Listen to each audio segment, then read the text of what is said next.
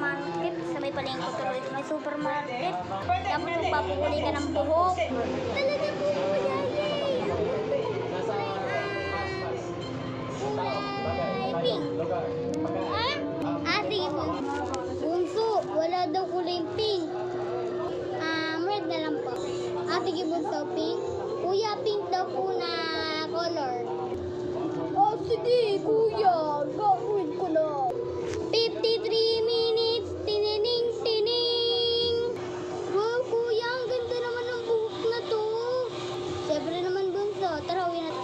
Sige po. Brum, brum. Yeah, pwede ba itong basahin?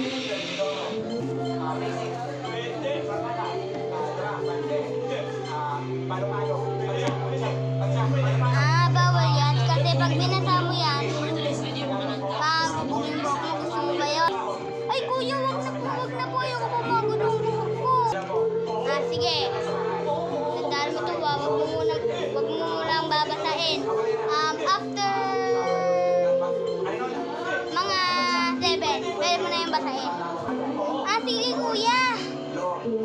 Pero, pwede ba basahin kahit katawan na lang? Kasi nangangatik po ako. Pwede naman, pero gamitin mo yung plastic na tapos ilagay mo sa ulo mo para hindi mababasa.